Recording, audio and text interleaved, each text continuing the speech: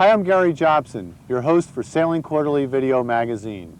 You've been selected to receive this special free sample because we know you're a serious sailor. Sailing Quarterly is a magazine and you subscribe to it just like a printed magazine, only Sailing Quarterly comes out 4 times a year on video cassette. Subscribers receive a new 60-minute edition every 3 months, packed full of racing and cruising action, plus instructional tips from some of the most experienced sailors in the world. Because your name came to us as part of a select group, you'll receive this edition plus 4 more for only $99.95. That's a savings of over $64. To subscribe, simply fill out the enclosed form, or for faster service, dial 1-800-783-7783. Now, sit back, relax, and enjoy Sailing Quarterly.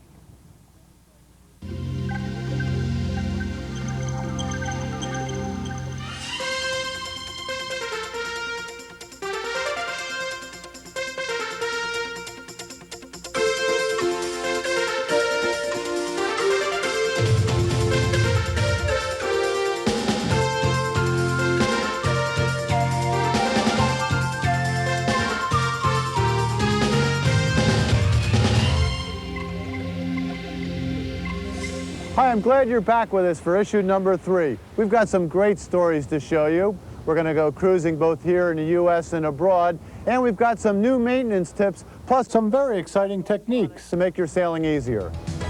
First up, we're going across the Atlantic to join Sailing Quarterly's own Don Street for a cruise along the coast of Ireland.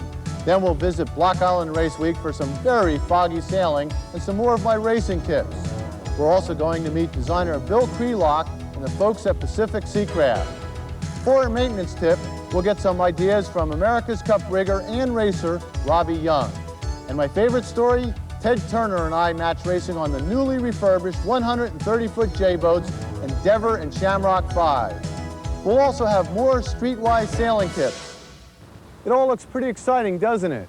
Before we begin, I want to thank those of you who wrote in with story ideas. You're going to see some of those ideas in this and future issues.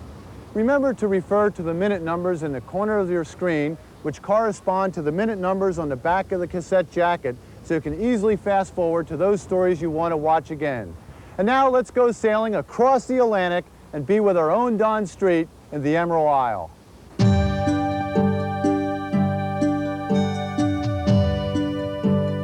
Since we were last together with Sailing Quarterly in the Caribbean, we have sailed across the Atlantic in my 84-year-old, 44-foot engineless yawl, Isle Air's 10th transatlantic passage, my 9th. We are now here in Ireland, cruising the southwest coast with Sailing Quarterly.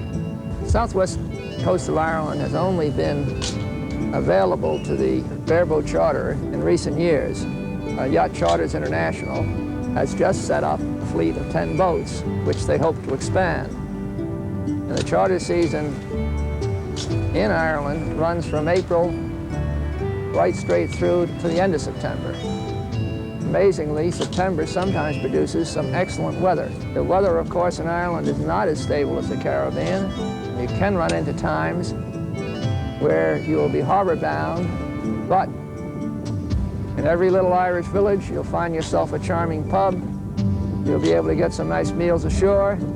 You can explore the countryside. And in general, I've never run into anyone that's been weather-bound in Ireland that was unhappy.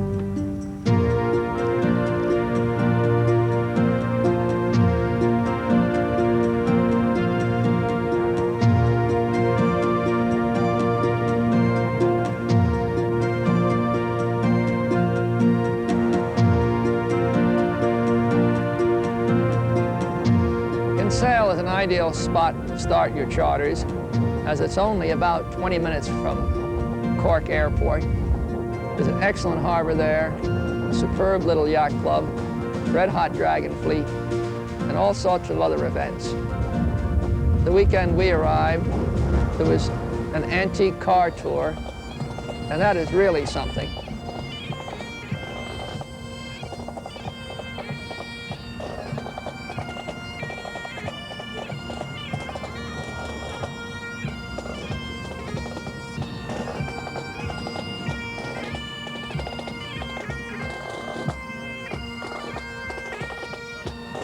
between Kinsale and Mizzen Head, you have the wonderful harbors of Kinsale, Glandore, Castle Townsend, Baltimore, Skull, and then Crookhaven. And then if you have the time, you can sail around Mizzen Head, up into Bantry Bay, to Glengarriff Harbor. Castle Townsend is a wonderfully sheltered harbor, which takes its name after the Townsend family, who has the castle overlooking the harbor.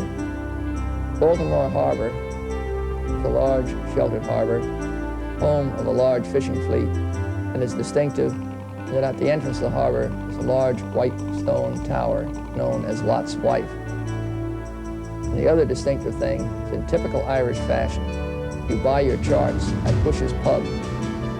They have been an Admiralty chart agent for 100 years. Skull is a major harbor. It has its own wonderful regatta, and it's a good place to reprovision halfway through your cruise. No cruise in the south of Ireland would be complete without sailing around Fastnet Rock, which is completely possible, as Fastnet Rock is only 8 miles from Skull Harbor. Fastnet Rock is world famous as the turning point for the Fastnet race, which together with the Bermuda race is considered the 2 major ocean races in the Western Hemisphere. The Fastnet Rock is just sitting out there. There's absolutely nothing between it and North America. The waves of the Atlantic come into Fastnet Rock completely unimpeded by anything. Under very extreme conditions and winter gales, it has been known for the glass in the tower to actually be shattered by the sea.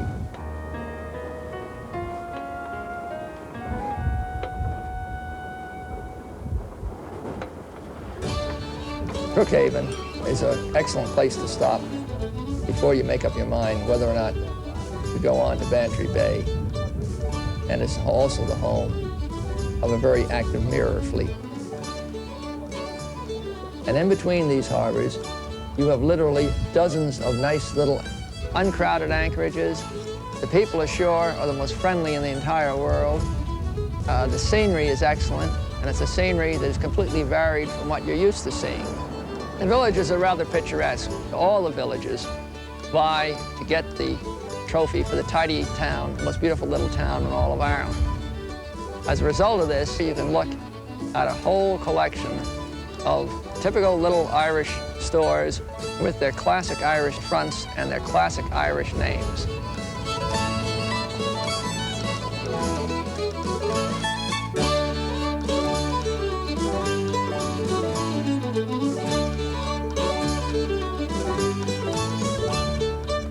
Here we are in Glandore, sitting in an Irish pub. What is an Irish pub? It is a combination of bar, social club, and center of activity of the sport you're likely to be interested in. Some pubs are very heavy into hurley, some into rugger, some into football, and this pub is very heavily into sailing. 11 years ago, Kieran and his brother Dermot brought 2 dragons into Glandore Harbor, which is expanded into a fleet of 11. And an example of the fact that this pub is very attuned to sailing, Kieran has quite a collection of models here, which I think we should take a quick look at. This is the St. Brendan van. Tradition says that Christopher Columbus was the first man to discover America, but here in Ireland we believe that America was discovered by St. Brendan, who was a Kerry saint or a Kerry monk. He is reputed to have crossed the Atlantic in a boat similar to this. It is built of hide on wooden frames. It was an open boat, and he's supposed to have taken 2 years, first travelling to Iceland, then to Newfoundland. To prove the point, Tim Severn, who was taking part in a number of these exhibitions, built a model built an original in Crosshaven and actually sailed across the Atlantic in similar conditions a few years ago. Here in Glandore, home of one of the best of the West Cork regattas, where I usually spend my summers racing dragons. On a sunny day, you buy your pint at the Glandore Inn, walk across the street, and watch the races. The starts and finish are on a range mark right below the pub, so it is an ideal circumstance for the man that likes to visit an Irish pub and also wants to watch some good sailboat racing. When you come to Ireland from late June right straight through till early September, every single week there is a town regatta. These regattas are very interesting. as they will not only have sailboat races, they have rowing races, then traditional Irish greasy pole, pillow fight, in some cases Irish dancing.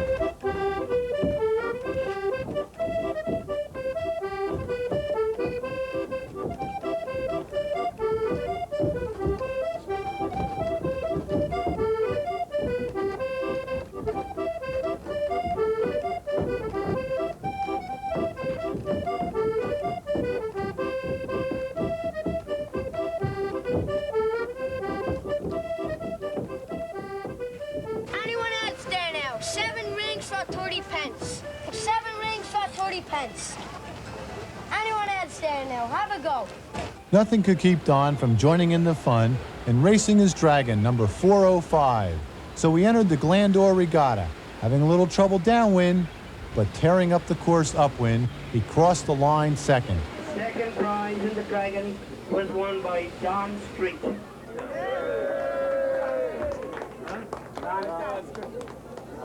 Don berated the crowd amiably. After all, the winning boat had fouled the third place boat, but the skippers being brothers, no protest was filed. But in the end, the skipper of the lead boat renounced his trophy and gave it to Don. No hard feelings. The Irish got on with their traditional victory celebration, and Don was glad to be back in his summer home.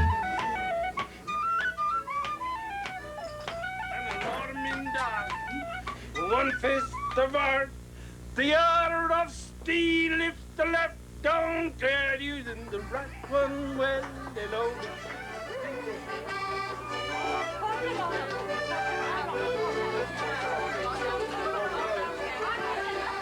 I'll be the man to lead a man beneath that flag of green and loud and high. Shades of green, but most of all I miss a boy in Tipperary town, and most of all I miss his arms, so brawny and so brown. Again I want to see and do the things we've done and seen, where the breeze is sweet as Sherman, and there's 40 shades of green.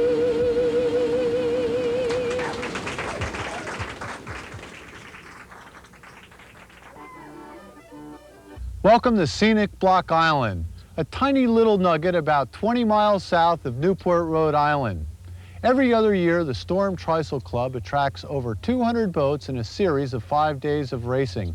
Out here in the early summer, anything can happen, ranging from fog, light winds, strong currents, and sometimes even a little breeze. It's a great way to get the season started.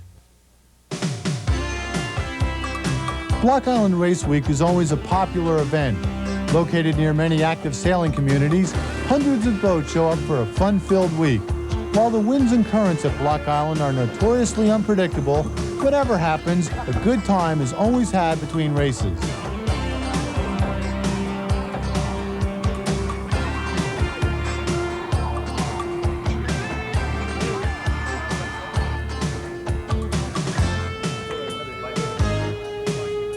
This year, the race was plagued with extremely trying weather. During days 1, 2, and 4, the wind was light and patchy, rarely reaching 8 knots. Race starts were delayed, courses altered, and much of the time was spent waiting. Sunbathing, nervous anticipation, and various water sports helped pass the slow-moving time. And while these 3 days offered little excitement to the participants, Day 5 was canceled when the wind failed to make an appearance at all. But when there was any wind, everyone threw themselves into the racing full bore, working the wind with finesse and pushing their light air tactics to the limit.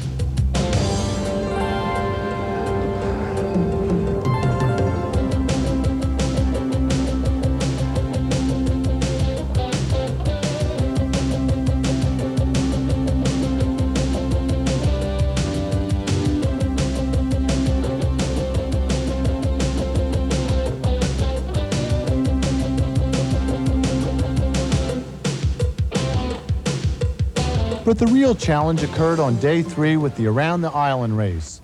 In light wind and fog, many of the 50-footers hit rocks while trying to find favorable inshore currents. Several boats even dropped anchors to prevent the adverse currents from stealing the ground they had gained. For many, the day was a disappointment when over half the fleet failed to complete the race.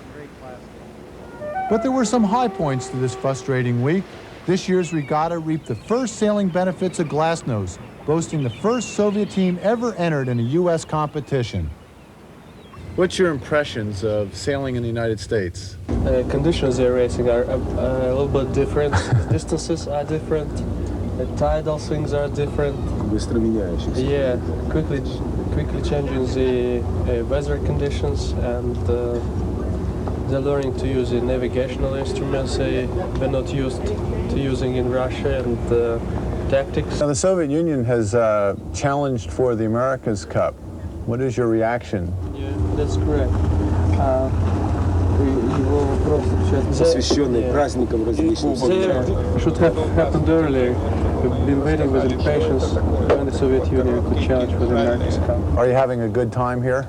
Very much so. Another interesting feature of this year's race was Rod Johnstone's newest design, the J44. The boat successfully combines racing and cruising in one design. The prototype 44-foot Iona proved to be a fast boat, and we talked with the Johnstones about the design. It's really, I think, the first time a boat's actually been designed specifically for the IMS rule. Can you get an edge in a boat designing for the specific rule, or does the rule just take care of it no matter what the boat is? Well, I think the rule will take care of the boat as long as the boat is designed to go fast. The boat is not designed to the IMS rule. It's just designed to go as fast as I can make a 44-foot boat go, and also have the cruising accommodation so you can use it for something else besides racing in a rational way and in an easy way, so that a minimal crew can have fun sailing the boat. I don't think any of us are really 100% racers or 100% cruisers. We have a lot of things we like to do with boats. And we are also married to people who have other needs and have kids who have their needs, and to have a boat that they can all enjoy is really important. Meanwhile, I was racing on Norwood Davis's 45-foot IOR boat, Prima. Norwood watched the J44 with a great deal of interest, as he had just purchased one and was waiting for delivery. You must have, it's kind of double-edged sword. On the one hand, you want to beat Iona, but on the other hand, you've got to be happy with their performance in this regatta. Oh, that's been a treat. I take a real pleasure in seeing us get ahead of Iona from time to time, but then when I see it perform and just scoot away, I must say I look forward to that, and to sail that boat in light conditions like we've had. With the wind so light at this year's Block Island Regatta, we had a good deal of spare time on our hands, so I worked with the crew of Prima, polishing our teamwork. We discussed the role of the tactician, and that is the subject of this issue's Fast Forward Formulas.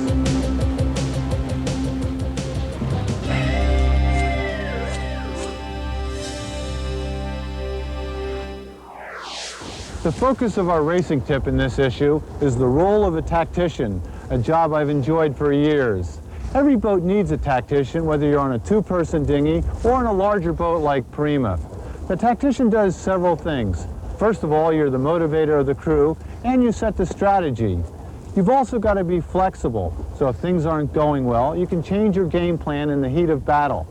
Now, the tactician is the person who keeps his eyes outside the boat. Calling tactics, simply look around. If you're going well, keep going that way. And if you're not doing well, make a change. Simply tack and get with the other boats. So the rule of thumb is, if you're not doing well, start changing one thing at a time until change a position of crew, change a sail trim, change your helmsman, go to a different part of the water. Sailing is a game of experimentation. It's really important to keep everyone in the crew in position, sitting low, so if you're the tactician or the helmsman, you can see what's going on at all times. Plus, if everybody's in a position and they know their job, if you have a problem, something breaks or you have to make a quick maneuver, they can go right to action. A poorly sailed boat, people stand up and they all dive into the problem at the same time, and you never get anything done. It's a disaster.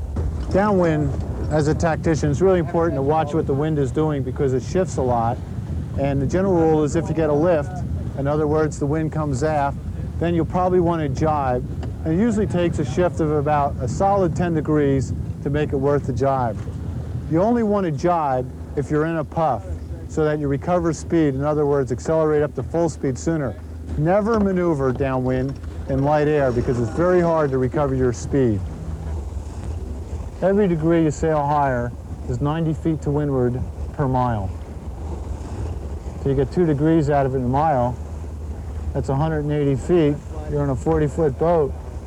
It's 4.5 lengths to windward. So you think of a guy next to you gain 4.5 lengths in a mile by simply steering just a slight bit higher without losing any speed. That's why you want to keep it on the wind best you can. But if you go too slow, you stop dead and the guy shoots ahead of you. So you're balancing all the time with steering a high course and going fast, and the way to tell is to look at how you're doing compared with the other boats around you. The most important time to worry about tactics is when you're sailing in a straight line in wide open waters. This is the time for planning. So during the actual maneuver, you can concentrate on how the turn's going, watching how you're doing position-wise compared to the other boats, and the rest of the crew has anticipated what the maneuver is, and they can concentrate on their job. It's really important not to stand up before you make a maneuver. You don't want to telegraph your maneuver to the other boats. So if I say we're going to tack in 2 boat lengths, that means wait a minute. If I say ready about, that means hold still. You don't start moving into your position until you get the call, hard alee. That way you get a jump on the maneuver and the other boats around you can't react to your tack or jibe. It's really important to critique your tacks after you're up to speed, and a good way to do that is to simply look astern and look at your course you've steered. If the course you've steered looks like a question mark shape in the water, it means you've spun the boat too quickly and you've lost a lot of speed. By coaching the helmsman on how he did on attack, the next time you make a maneuver, it'll be a lot smoother and you'll gain a few more feet. Every time you switch helmsman, if you're the tactician, what you should do is try and help him out by giving him some general information. The course that you've been steering, your average boat speed, and the wind speed that you've been having. Give him these numbers and then sit back and just let him steer on his own for a solid 2 or 3 minutes without any coaching or any information, because it always takes somebody a little time to get into the groove and you don't want to make them nervous. And if you leave them alone, you'll find they're right up to speed in a short time. This helmsman's been on the wheel now for 2 minutes. He's already going 6.4, a tenth of a knot faster than the previous helmsman. And the key element is to keep the helmsman and the sail trimmer working together. So if there's a little puff of breeze and the trimmer feels it, he can tell the helmsman and bear off. Or if the helmsman feels slow and wants to head up a little bit, he simply tells the trimmer so he can anticipate that and come up on the breeze. So if you keep your boat speed working between your helmsman and trimmer, it allows the tactician to look outside the boat and watch the wind. It's the combination of all three that'll make the difference. On IOR boats, every extra ounce of weight is eliminated. The construction materials and equipment are designed to minimize weight. The result is boats that are very fast, but sometimes not so comfortable to sail on. On the other end of the spectrum are heavy displacement cruising boats, boats that are designed for cruising comfort and safety. In our next story, we'll take a look at some cruising boats and a boat designer who are both classics. He's called Gentleman Bill Crealock, and some of the prettiest boats afloat today are carrying his name. The boat is the Crealock 37. The design itself is the result of Bill Crealock's youth spent cruising the world. That was about 1950. There were 4 of us, and we all had the same philosophy that the time to retire is in your 20s. There's no point in working hard all your life and then retiring at the end of it. So we got together and sold all our belongings, and it was just enough to get an old boat and head off. The Crealock 37, its distinctive canoe stern, sea-kindly motion, and legendary strength have made it a favorite among blue water sailors. I happen to believe a good canoe stern does not give up much in efficiency. From an efficiency point of view, a short overhanging counter chopped off transom is probably the best, and most racing boats have that. But if you carry your canoe stern out well and get into a good hard knuckle at the end of it, then you can still have that relatively flat run and yet present a fairly kind surface to following seas. The aspect of design which has always interested me most is balance. Why one boat is easy to steer and another boat isn't. The common thinking had always been that for directional control you needed a full keel.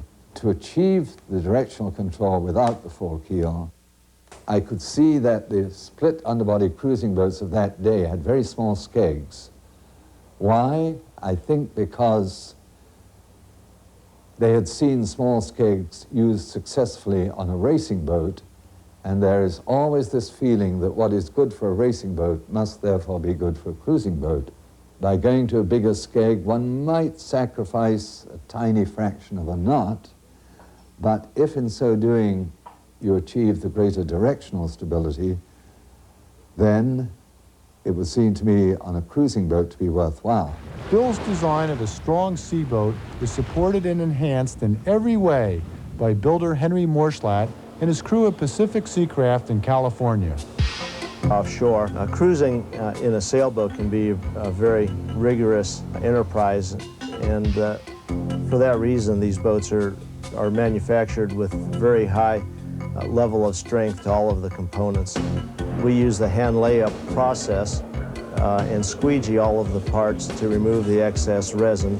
The laminate consists of alternate layers of matte and woven roving. The hull is laid up first. The interior unit is installed into the fiberglass hull.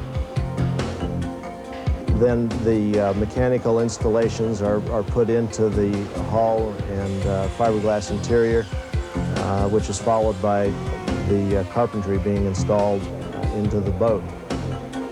When the deck is installed on the hull, it's mostly just finishing work between the two parts that's accomplished at that time.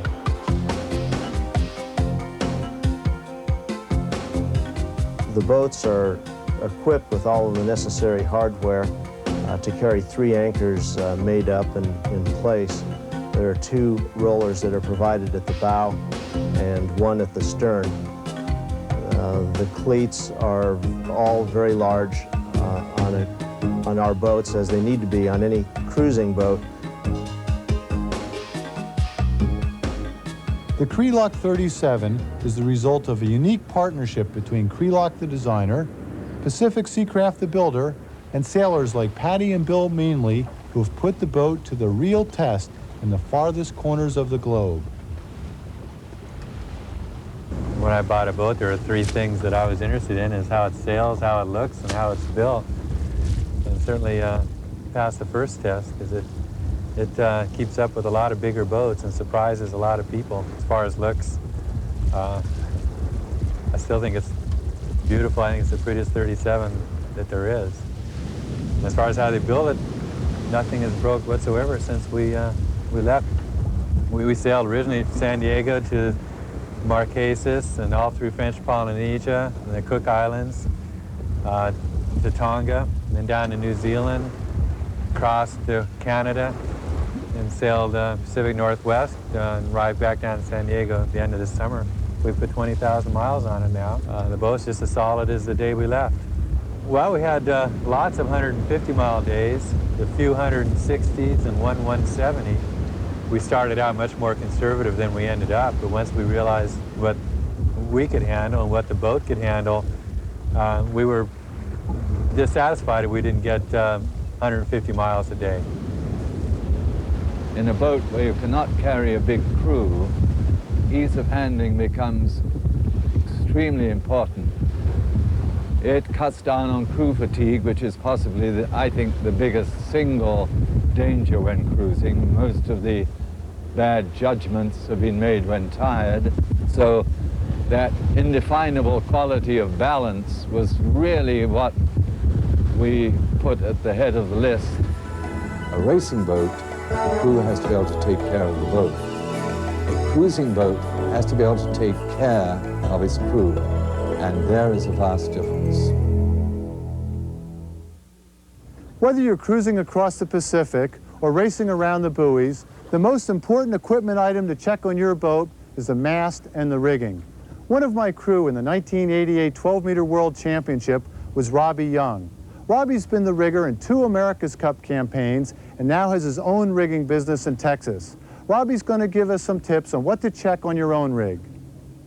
If you have a regular type bosun's chair, which a lot of people might have on their boat, this is a chair that's rather comfortable to sit in and work if you're at the top of the mast. It's got nice deep pockets which will hold the tools to make it a bit more convenient to work on your mast. It's not really the safest way to go up, but it is one of the most comfortable. Probably the safest way to go up the mast is in a harness. Laracus makes one, and there are other climbing harnesses available as well. These harnesses are real safe, and it's practically impossible to fall out of one. To do the check of the mast itself, we start at the top and work our way down. Starting at the top, we look at the electrical connections, the masthead unit, the Windex, lights, etc., to make sure that all the screws are tight and that nothing is corroded into the mast or gotten bad enough that needs to be replaced. Here we are at the masthead. There's certain things to check up here. As we spoke about before, we have the tangs, the backstay attachment, all the halyard blocks, and the electrical fittings. It's real important to see if any of the screws are corroded or if the aluminum is corroded around the screws, if there are any elongation in the holes in the tangs, or if there are any just obvious fittings or failures that could occur. On this particular boat, the tangs have doubler plates on them that are welded on. It's a very strong way to attach the shrouds. On the halyard blocks, we have to make sure that the cheeks on either side aren't worn from the halyards crossing them or wearing in any way that's not normal. Also, we have a roller furler in this particular boat. It's very important to note and to check to make sure that the swivel is not frozen or stuck in any way. Make sure there isn't any wire wrapped around the top or any evidence of a halyard wrapping around the top of the headfoil. Moving down from there, you have your spreaders, which the spreader bases are very important to check. If they're welded, you have to make sure that the welds have no hairline cracks in them or any distortion. We're at the spreaders, and it's very important to check the spreader tips at least once a year. The way to do that is to remove the covering, in this case leather and tape, to make sure that the stainless pin, which holds all these shrouds together, has not corroded through the aluminum. With this covering on here, sometimes moisture is trapped, which leads to excessive corrosion buildup. Also at the spreaders, it's very important to make sure the spreaders aren't warped or that the trailing edge and leading edge of the spreaders are straight. If for some chance or some reason that they're bent or warped, there's a chance that you might have too much compression load on the mast or on the spreaders. Going up the mast is something you might not want to do yourself. You might want to leave it to a professional. It's very important to have an experienced hand tailing the halyard. You have to remember he's got your life in his hands, so you want somebody there that knows what's going on. I'm in Newport, Rhode Island, standing on the bow of the mighty J-class sloop Endeavor. 130 feet behind me is the stern, and in between, every inch is a work of art. There aren't enough words in the English language to describe how magnificent this yacht is, but we're going to show you in the next couple minutes. Moored nearby is Shamrock 5, another great J-class sloop. Ted Turner and I are going to go head-to-head match racing these classics.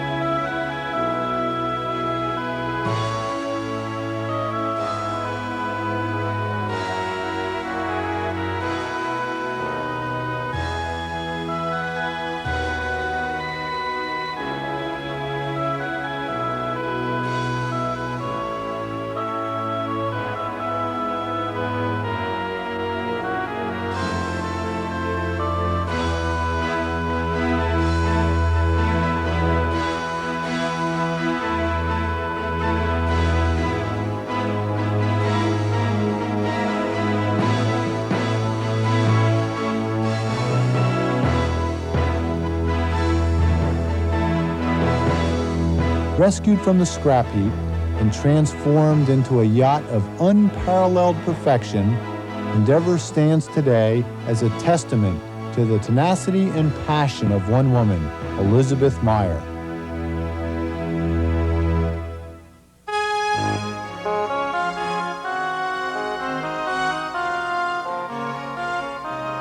In the 1930s, 10 J-class yachts were built to race for the America's Cup. These J-boats captured the world's imagination with dreams of power, beauty, speed, and grand pageantry.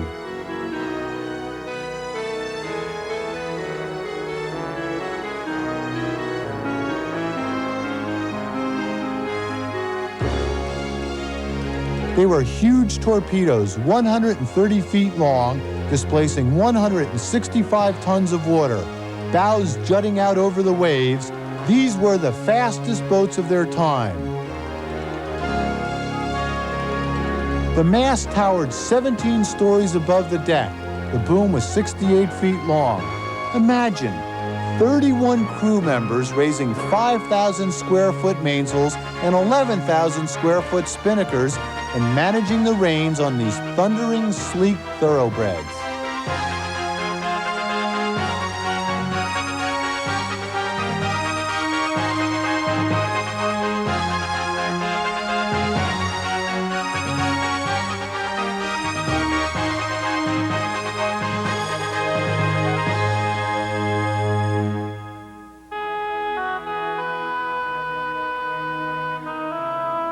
But World War II put an end to these magnificent yachts, most being dismantled, their huge quantities of lead ballast melted down for bullets. No one ever dreamed they'd see this extravagant mixture of power and beauty again.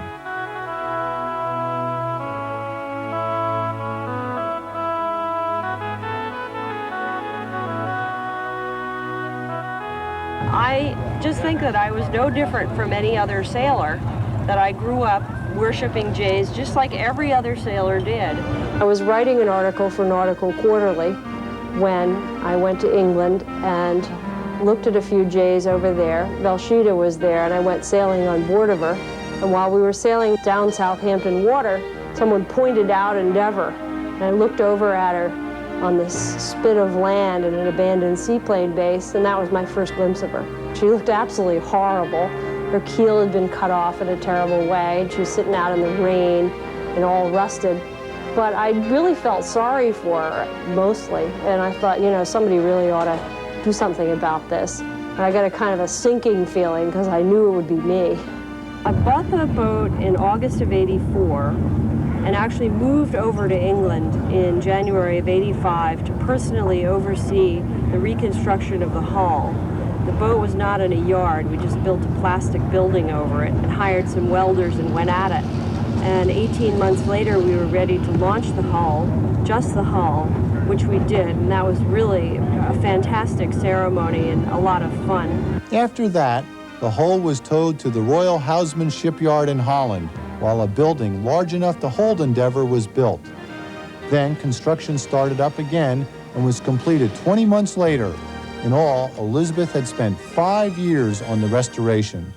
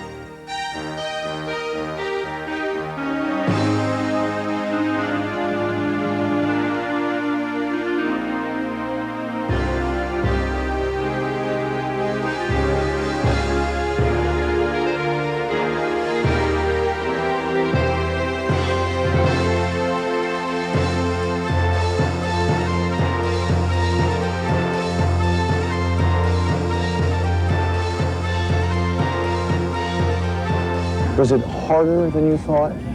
There were times at which it was very, very hard. But I walk up into the bow and sit down and just sit there and look aft. And this wonderful, peaceful feeling would come over me, and I was completely reassured that I was doing the right thing. Elizabeth was lucky enough to find Frank Murdoch, the original engineer who designed Endeavour's rig and sailed her in the 1934 America's Cup. I'm not a boat designer, I'm an aircraft man, but I did the rigging, the winches, the mast, and the special equipment for Endeavour. in 1934. I was doing the structural side, so it isn't all that much difference. Produce a structure that can take care of the loads applied, and that's it. But 5 years ago, Elizabeth Meyer got in touch with me, and I was able to join her team and help her. These boats in the old days were day sailors, you see. The owner would come aboard from his big motor yacht an hour before the start. The professionals were all there, everything was ready, we'd race. And as soon as the race was over, he'd step off, go back to his yacht, or go and have a round of golf if it wasn't too late. As with any day sailor, Endeavour had very little down below, but Elizabeth turned her into a luxury yacht with every amenity. Between the gorgeous quarters and the powerful engines, Endeavour now displaces 22 tons more than her original racing form. There's an awful lot of custom work on the boat, a lot of fantastic stainless work, and all this was done by the Royal Houseman Shipyard in Vollenhove, Holland. And they really are extraordinary and considered by many people to be the best yacht yard in the world. It's more than a sailboat in a lot of ways. I mean, it's a work of art with all the woodwork down below and these beautiful teak decks. Why did you work to get such a high level of excellence? My intention was to preserve the boat, and in order to preserve the boat, she needs to have such value that other people besides me will want to own her and take care of her, because of course I won't always want to own her and I won't always be around. So I feel that she sort of carries her own protection now because she's so desirable and so perfect. After sea trials in Holland, Endeavour sailed across the Atlantic to Newport, Rhode Island, home for so long of the America's Cup and the money families that helped set the stage for the golden age of the J-boats. Here in Newport, Ted Turner and I would square off against each other in a match race, pitting Endeavour against the Museum of Yachting's newly refurbished Shamrock 5, another great J-class yacht. It had been 52 years since two of these monumental boats had even been seen side by side. Now they would race again with a team of world-class sailors crewing for Ted and me. You know, it's I think a miracle that we can see these boats back on the water again, the size, and thanks to Elizabeth Meyer and the Museum of Yachting for making it special for us, special for everybody. It's a great spectator sport too.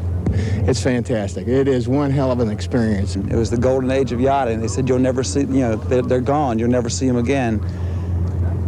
There's one right there. The only analogy I can make is if I was a baseball player and I wanted to play in an all-star game and I could bring Babe Ruth and Satchel Paige out of the grave and we all got together and had a game, it's sort of that equivalent. The crew that's assembled, Turner, Jobson, it's at the helm, it's just really special. Elizabeth Myers is an amazing woman. You know, the whole America's Cup tradition comes back loud and clear, and I think that's something that we're trying to get everybody to focus on. Is the Cups, everything that happened in the last couple of years, that's gone. This is what America's Cup and yachting's all about, and the J-boats bring back a lot of that history and tradition. And after sailing on a J-boat, everything else is just a dinghy. You know, I can die now. I feel like I've achieved everything I ever wanted to do in sailing. It's great.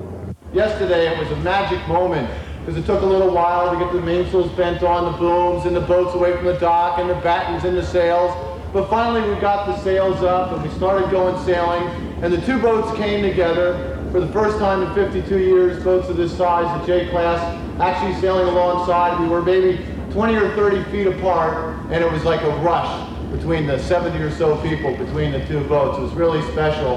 I think a lot of people that see these boats in the next couple days are going to feel that same exhilaration. I'm really happy to be steering one of them. I don't know how the coin toss will be going. I've now been on both boats, and both crews are spectacular. It's going to be a super event. And John, Elizabeth, I really thank you for having the opportunity. So let me turn it back to Elizabeth. I'll try to flip the coin and I'll probably mess it up. Tails, Ted is on Endeavour in the first race.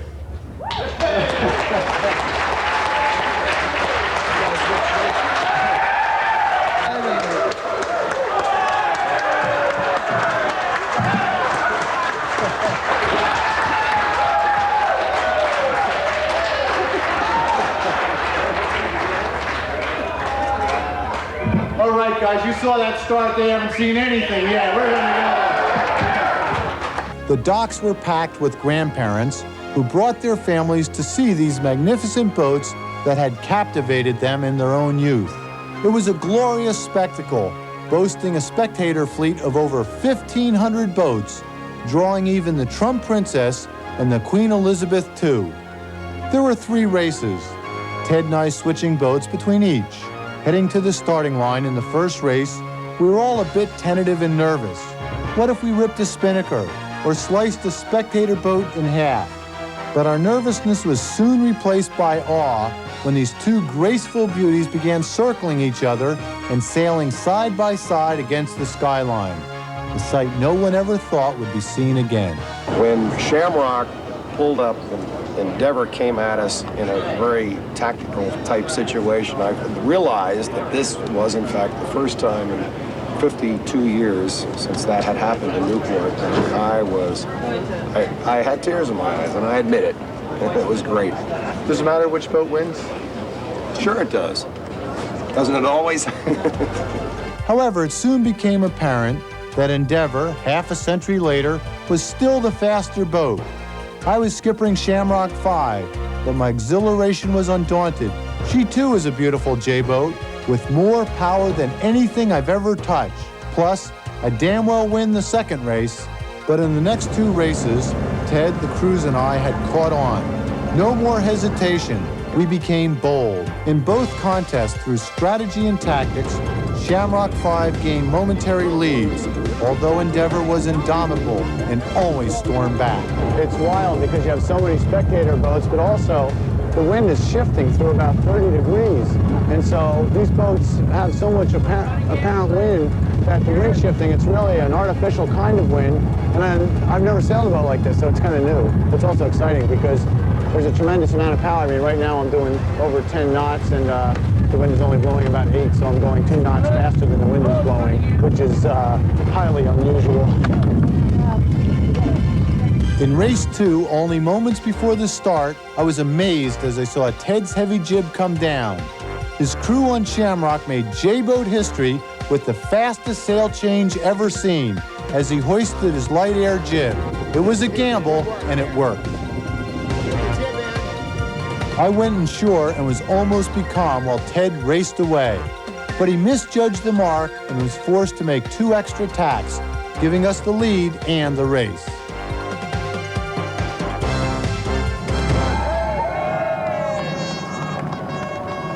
In race 3, at the helm of Shamrock, I forced Ted over the starting line early. How about it? What's the guy saying on the bow? 40 seconds. Oh, shit. We better tack, don't you think? Press down to it. He's going to get us. He's going to squeeze us off. He won't squeeze 30 seconds. Yes, he will. Okay. It's too late. I've got the helm hard over. After restarting, he overtook and passed Shamrock before the first mark. Let's everybody get psyched up now. At least till we're half a mile ahead. Then we can slack off a bit. At the award ceremony, the new J-Class trophy went not to any skipper, but to Elizabeth and her stunning boat, Endeavor.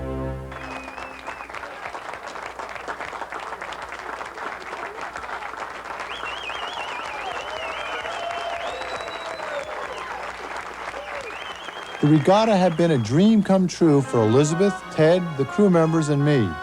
The first modern-day sailors privileged to match race these glorious yachts. These sloops have lived forever in the hearts of sailors, and now, once again, they live on. I hope that through this public attention that this will get, that yacht preservation can be looked at in a more realistic light. I mean, here are some very rare yachts. There are only 3 in the world, and they've been brought back, and they're racing. They're exciting. They're beautiful. I just hope that it emphasizes the necessity to save some of our great classic yachts. But these boats haven't died. Look at it that way. They're very much alive now, and they're going to give a lot of good sport and pleasure to a lot of people. How would I like to be remembered? Just as somebody who made a few great things in the sailing world happen.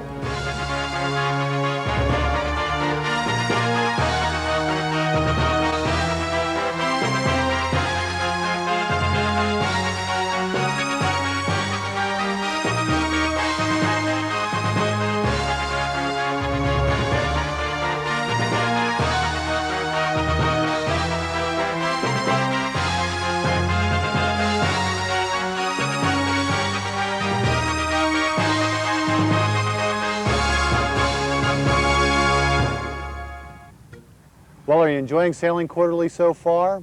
The story of Endeavor is just one of many inside stories you'll be a part of when you subscribe to Sailing Quarterly. In future issues, we'll be on the Whitbread Round the World fleet battling 80-mile-an-hour winds around the infamous Cape Horn. And we're going to go cruising with Hal Roth and Tristan Jones. And we're going to talk with naval architect Bruce Farr and enjoy the pristine waters of the Bahamas and the Barrier Reef. So why not subscribe today? Call 1-800-783-7783. Go ahead, push the pause button and subscribe today. If you can avoid it at all, you should not work on deck in a standing position because your center of gravity is so high. If the boat takes a roll, you roll against the lifeline whose standard height is 24 inches, way below your center of gravity, and over you go. Splash. In contrast, if you're working down on one knee, if the boat takes a roll, the 24-inch lifeline is going to catch you in the ribs or in the shoulder, and here you are, your center of gravity is low, your chances of going over the top of the lifeline are absolutely minimal.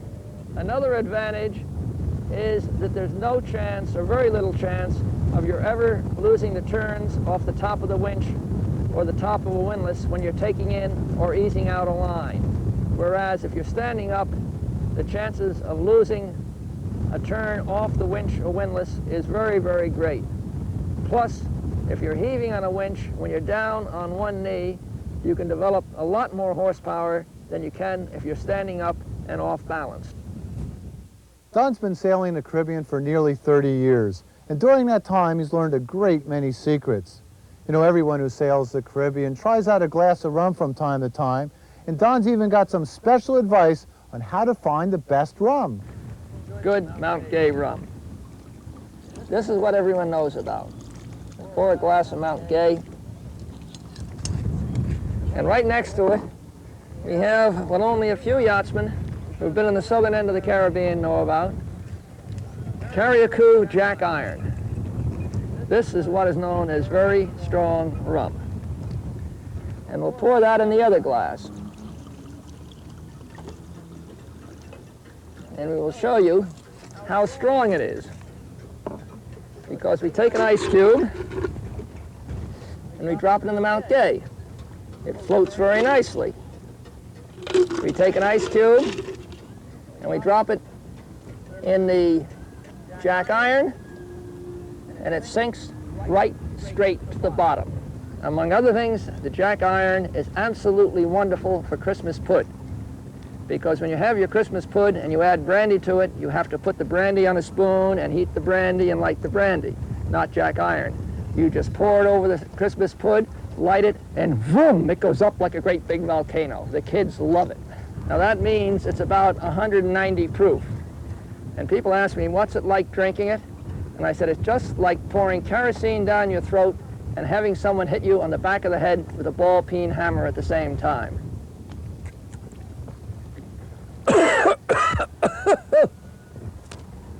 Woo! I guarantee you, if you've got a hangover in the morning, one shot of this will straighten you up and have you flying for the whole day. And also, if you have too much of this in the evening, you might never wake up in the morning. For the last feature in this issue, we're going to go to the Great Lakes and see the northern channel of rugged Georgian Bay.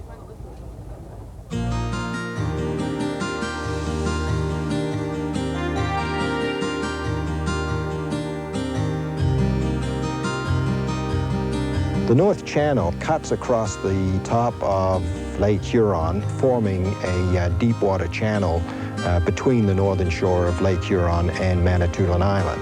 Getting here is no problem at all. From most points in the United States, you would fly into Toronto International Airport. From there, via Manitoulin Airways across Georgian Bay and up into the North Channel.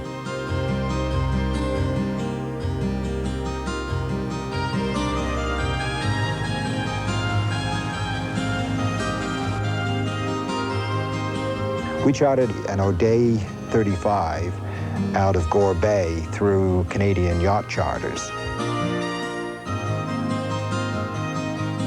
I'm spending the week with my niece, Joy, who has done some sailing previously, and one of the things we're hoping to accomplish this week is to fine-tune her sailing skills, especially in terms of close quarters maneuvering under sail.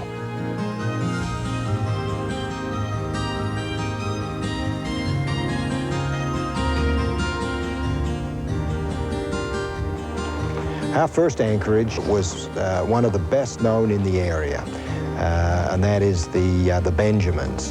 The Benjamins consist of two main islands, the North Benjamin and South Benjamin, and a number of other little rocks and islets around there. That area has better than a dozen very secure anchorages. Now just straight up, Joy.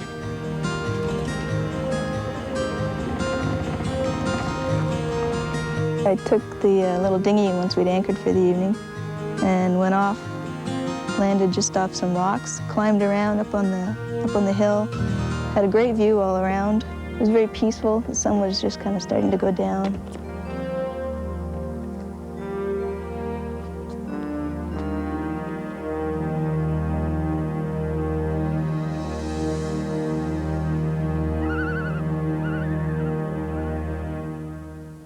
Our second day's run was from the Benjamin Islands down to Bay Thin. We were lucky enough to have a following wind, and we broad-reached and ran all the way down there. What little wave action we had propelled us along at 9 knots, just a beautiful sail.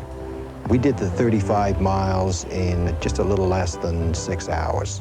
Bay Thin is not to be missed. From a very narrow entrance, it opens up into one of the only true fjords in North America.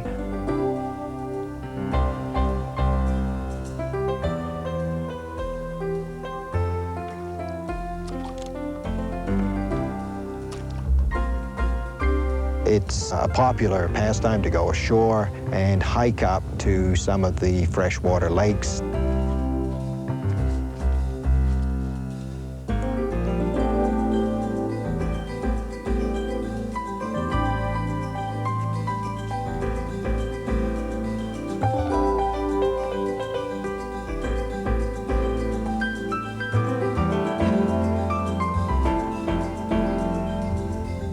Our third night here was spent in Little Current. They put out a very pleasant welcome for people cruising this area. The facilities are excellent. There are showers, places to leave your garbage. There are barbecue pits all along the dock. A very secure place to tie up. This is a true crossroads of this area. The main north-south highway that runs across Manitoulin Island crosses the big steel swing bridge here, and anybody going from one end of the North Channel to the other has to pass through the gap at Little Current. After we left Little Current, we passed through some particularly narrow channels to get into McBean Harbor, and this gave us an opportunity to practice our skill at maneuvering in close quarters under sail.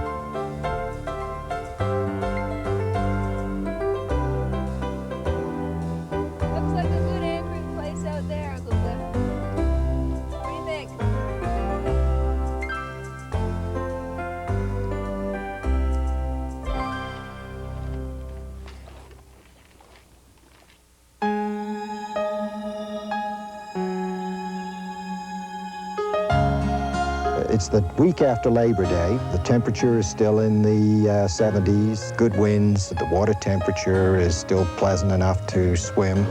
And probably most important of all, the bugs are pretty well gone. This is known as the off-season up here, and yet a lot of people would contend that this is really the best time to come sailing on the North Channel.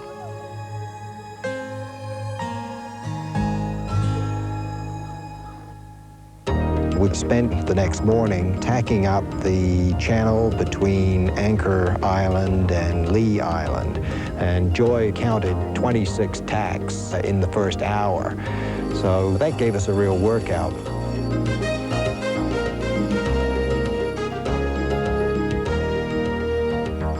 One of the things we found enjoyable is being able to stop along the way for lunch, anchor in a nice secure little cove, and have a lunch and then go ashore and explore the rocks. And those who take the trouble to do that are rewarded by some very grand views.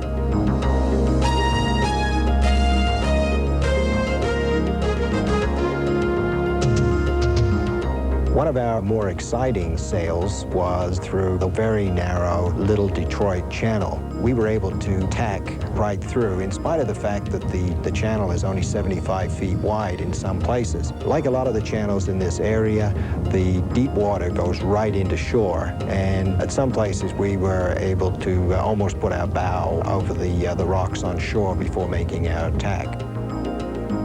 It also gave us an opportunity to practice navigating in close quarters.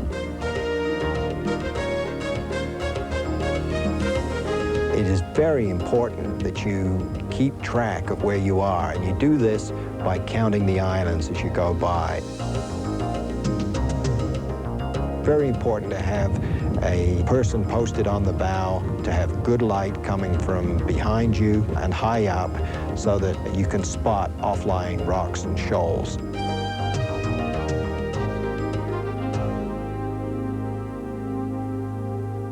Bear Drop Harbor is lovely anchorage. It's very secure. We came up the entire length of Whale's Back Channel. It's a very pretty scene coming up through there.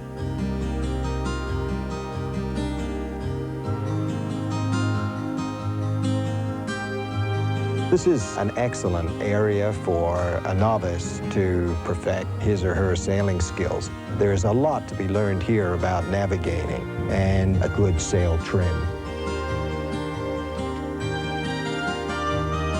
Cruising the North Channel is very much a wilderness experience.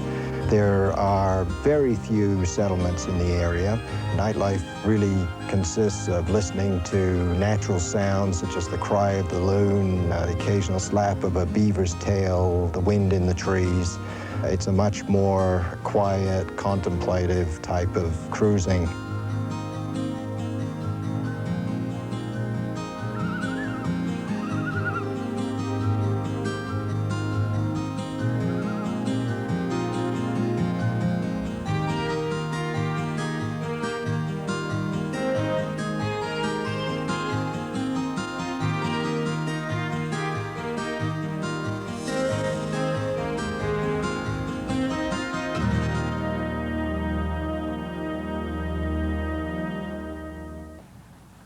Well, that's Sailing Quarterly Video Magazine. I hope you'll agree that Sailing Quarterly is the most exciting way possible to keep up with our sport. In the next several issues, we'll have dozens of stories that you won't want to miss. Subscribe now and you'll receive the next 4 issues of Sailing Quarterly for only $99.95. We're so sure that you'll love Sailing Quarterly that every issue is 100% guaranteed. If you don't like an issue, send it back. We'll refund your money, no questions asked. So act now, because I have your next issue right here ready to send your way.